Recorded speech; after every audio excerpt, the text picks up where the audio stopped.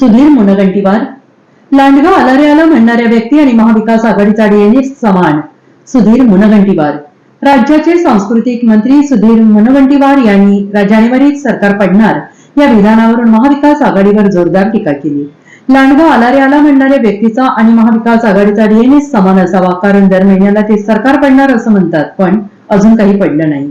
आता 10 जानेवारी म्हणत आहेत, पण 10 जानेवारी नंतरही सरकार पडणार नाही. मात्र विधानसभा निवडणुकीत महाविकास आघाडी असं काही पडलंय की पुन्हा उभं राहण्याच्या पात्रतेचं राहणार नाही, अशी टीका केलेली आहे. राहुल गांधींच्या मध्ये पंतप्रधान होण्याचे सर्व गुण असल्याचे विधान संजय राऊत यांनी केलंय. यावरून निशाणा साधताना मुनगंटीवार यांनी संजय राऊत हे अप्रत्यक्ष नरेंद्र मोदींना मदत करत आहेत, पण राहुल गांधींचे नाव घेतल्यावर भाजपलाच मतदान होतं हे ममता बॅनर्जींना देखील कळलेलं आहे. त्यामुळे ते राहुल गांधींच्या मागे गेल्या नाहीत, असा टोला मुनगंटीवार यांनी संजय राऊत यांना लगावला आहे. सुप्रिया सुळे आता 10 महिने मतदारसंघातच थांबणार आहेत व त्यांच्या विधानाचाही सुधीर मुनगंटीवार यांनी समाचार घेतलेला आहे. कदाचित त्यांना धोका कळला असेल म्हणून जान बची तर लाखो पाय, आणि मतदारसंघात काही गडबड झाली तर लोक देशाचे नेतृत्व कसं करता येणार, यामुळे सुप्रिया सुळे मतदारसंघात थांबणार आहेत. त्यांना आपल्या खूप साऱ्या शुभेच्छा आहेत. बारामतीची लोकसभेची निवडणूक आम्ही खूप कमी अंतराने जिंकू असा विश्वास मुनगंटीवार यांनी व्यक्त केला आहे.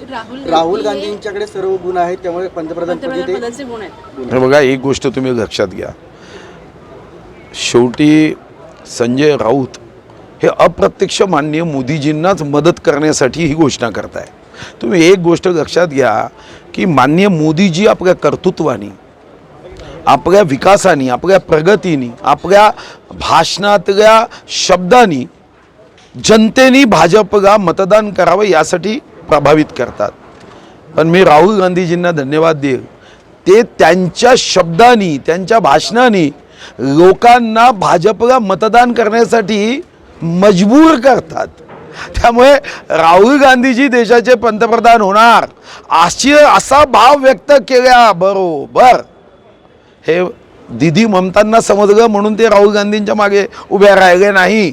जेव्हा की आज त्यांच्याकडे शिवसेना उद्धव बाळासाहेब ठाकरे यांच्या पक्षापेक्षा जास्त खासदार आहेत, पण त्यांनी सुद्धा राहुल गांधींचं नाव घेतलं नाही. त्यांच्या लक्षात आहे की राहुल गांधीजी पंतप्रधान होणार असं म्हटलं तर मग मतदान भाजपकडे जास्त जातं. नंतर कितीदा सांगितलं, म्हणजे लांडगा आला रे आला असं म्हणणारा जो व्यक्ती होता की नाही, त्याचा आणि यांचा डीएनए हा समान असावा, कारण तो 3दा 5दाच म्हणाला.